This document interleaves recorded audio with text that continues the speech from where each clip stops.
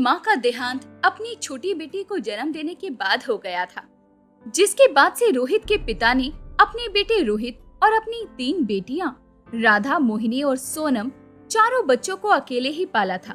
लेकिन कहते हैं ना कि तकदीर का लिखा कोई नहीं बदल सकता।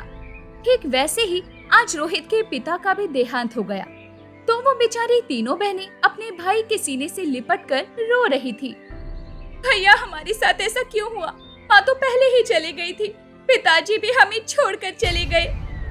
हाँ भैया, भगवान ने हमारी किस्मत इतनी बुरी क्यों लिखी थी, जो माता पिता दोनों का साया हमारे सर से उठ गया? क्यों भैया, आखिर भगवान को हम पर तरस क्यों नहीं आया? किसी एक को तो हमारे पास छोड़ देता। तुम तीनों चुप हो जाओ, अभी तुम्हारा भैया जिंदा है ना। आज से मैं ही तुम्हारी माँ भी हूँ और मैं ही तुम्हारा पिता भी हूँ। मैं वादा करता हूँ तुम तीनों को किसी तरीके की कोई भी कमी महसूस नहीं होने दूंगा मैं, फिर चाहे मुझे कितनी भी मेहनत क्यों ना करनी पड़े। मैं कभी तुम तीनों का साथ नहीं छोड़ूंगा। रोहित अपने पिता की अर्थी को कंधा देता है, जिसके बाद उसके पिता का अंतिम संस्कार कर दिया जाता है। छोटी ही उम्र में रोहित पर तीनों बहनों की जिम्मेदारी और गरीबी का बोझ टूट पड़ा था। ऐसे ही एक दिन रोहित घर में खाने का एक दाना तक नहीं है। मेरी तीनों बहनें घर में भूखी प्यासी हैं। मुझे कुछ भी करके उन तीनों को खाना खिलाना होगा। रोहित इधर उधर काम की तलाश में घर से निकल जाता है। तभी एक ढाबी पर पहुंचकर वहां के मालिक से बोलता है, भगवान के लिए मेरी मदद कर दीजिए। घर में मेरी 3 बहनें हैं और तीनों की तीनों भूखी हैं। मैं आपके यहाँ कोई भी काम करने के लिए तैयार हूँ, बस बदले में मुझे मेरी बहनों के लिए पेट भर खाना दे दीजिए। आपकी बहुत कृपा होगी। मेरे यहाँ पर कोई काम नहीं है, चले जाओ यहाँ से। ऐसा मत कीजिए, भगवान के लिए मुझ पर थोड़ा रहम कीजिए। आप जो बोलेंगे, जैसा बोलेंगे, मैं सब कुछ कर दूंगा। ये बात है, चल जाओ फिर। वो देख रहा है वहाँ कितने सारे जूठे बर्तनों का ढेर लगा हुआ है, जाकर वो सारे के सारे साफ कर दे और बदले में मैं तुझे खाना दे दूंगा। मालिक की बात सुनकर रोहित फटाफट से जाकर झूठे बर्तन धोने लगता है। इस दौरान उसका काफी जगह से हाथ भी कट जाता है, लेकिन फिर भी बेचारा लगातार बर्तन धोते जाता है और काम खत्म करने के बाद मालिक से बोलता है, सब काम खत्म हो गया, अब आप मुझे खाना दे दीजिए। घर पर मेरी बहनें भूखी होंगी। ये लो, इसमें खाना है।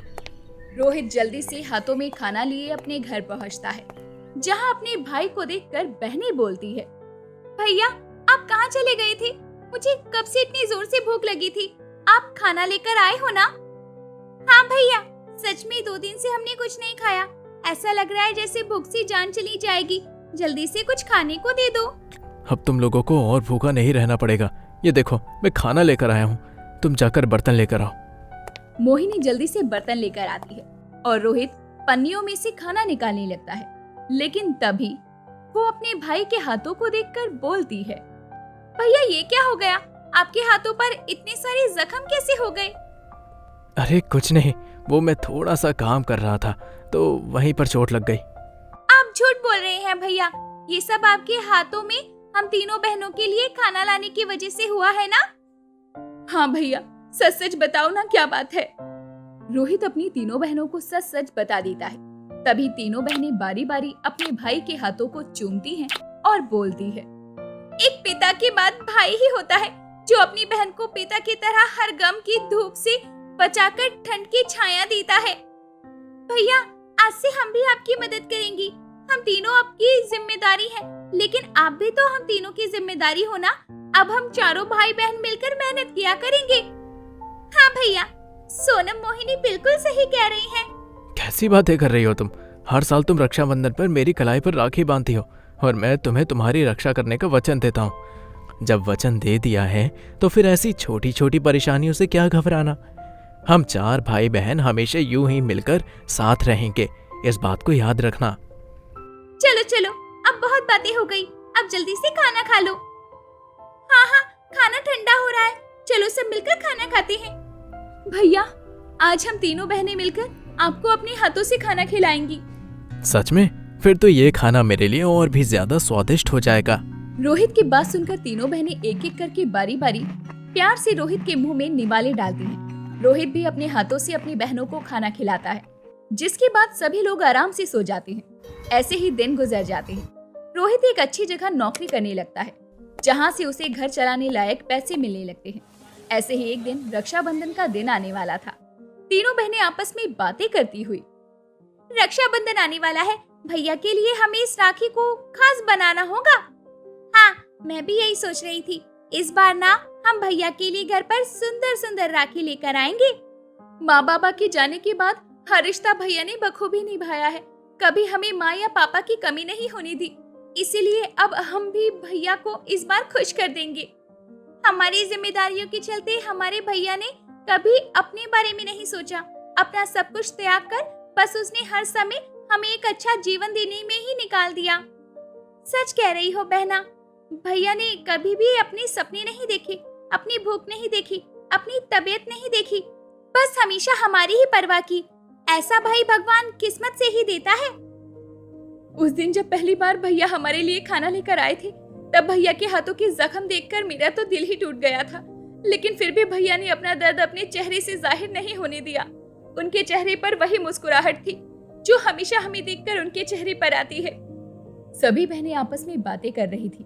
तभी वहाँ पर रोहित आ जाता है और बोलता है, क्या बात है, मेरी तीनों प्यारी बहनें क्या बात कर रही हैं? कुछ भी नहीं भैया, हम तो बस ऐसे ही बातें कर रहे थे। हाँ, हम बस ऐसे ही घर की कुछ बातें कर रहे थे। अरे सुनो, रक्षाबंधन आने वाला है, तुम बताओ तुम तीनों को क्या चाहिए, मैं तुम्हें वही लाकर दे दूंगा। बस आपका प्यार आशीर्वाद चाहिए, इसके अलावा कुछ नहीं। यही हमारे रक्षाबंधन का सबसे बड़ा तोहफा है। पगली, वो तो हमेशा तुम तीनों के साथ है। बताओ तुम्हें क्या तोहफा चाहिए, तुम्हारा भाई तुम्हें सब कुछ लाकर दे देगा। बोलो तो सही। नहीं चाहिए कुछ भी भैया, आज तक हमेशा आपने हमारे लिए बहुत कुछ किया है। माँ बाबा के जाने के बाद जैसे दिन हमने देखे थे, कभी लगा नहीं था कि हमारे हालात सुधरेंगे, लेकिन आपने उनके जाने के बाद हमें संभाला, हमारी देखभाल की, हर दिन हमारा पेट भरा, सब कुछ किया। और क्या चाहिए हमें अब? उम्र भर का तोहफा आपके रूप में मिल गया है भैया। तू कुछ ज्यादा ही बड़ी नहीं हो गई है? इतनी बड़ी बड़ी सी बातें करने लगी है। बात बड़ी हो या छोटी, लेकिन बात बिल्कुल सच्ची है भैया। चलिए अब आप आराम कर लीजिए, हम तीनों को कुछ काम है, हम बाजार से होकर आती हैं। अच्छा ठीक है। रोहित घर में आराम करने लगता है और तीनों बहनें बाजार चली जाती हैं। बाजार में हर तरह की रक्षाबंधन की धूम मची थी। अच्छी अच्छी राखियां और मिठाइयां हर तरफ बिक रही थी। तीनों बहनें अलग अलग दुकानों पर राखियों के दाम पता करती हैं, लेकिन सारी की सारी राखियां बेहद ही महंगी थी। राधा, सोनम, सब राखी तो बहुत ज्यादा महंगी है। अगर हमने राखी खरीदी तो फिर हम भैया के लिए मिठाई नहीं खरीद पाएंगे। हाँ, सही कह रही हो, कुछ समझ नहीं आ रहा कि क्या करी। अरे, आप दोनों को वो चुनरी याद है जिसमें बहुत सारे मोती सितारे लगे हुए थे, जो पिताजी ने एक स्कूल फंक्शन के लिए दिलवाई थी? मुझे अच्छे से याद है, लेकिन उसका क्या करना है? अरे, हम उसके मोती सितारे निकाल कर इस्तेमाल कर लेंगे और उससे हम भैया के लिए राखी तैयार करेंगे। अरे हाँ, बाहर की मिठाई लेने से अच्छा हम भैया के लिए घर पर ही मिठाई बना देंगे। बातें करती हुई तीनों बहनें घर आ जाती हैं। इसके बाद रोहित से छुपते छुपाते तीनों बहनें अपने अपने हाथों से अपने भाई के लिए राखी बनाती हैं और साथ ही उसके लिए घर पर मिठाई भी तैयार करती हैं। रक्षाबंधन का दिन आ जाता है। सुबह सुबह रोहित नहा धोकर मंदिर जाता है और पूजा करके आता है। घर आने पर उसकी तीनों बहनें हाथों में पूजा की थाल और राखी लिए तैयार खड़ी थी। अपनी बहन को देखकर रोहित बोलता है, बहुत ही सुंदर लग रही हो तुम तीनों।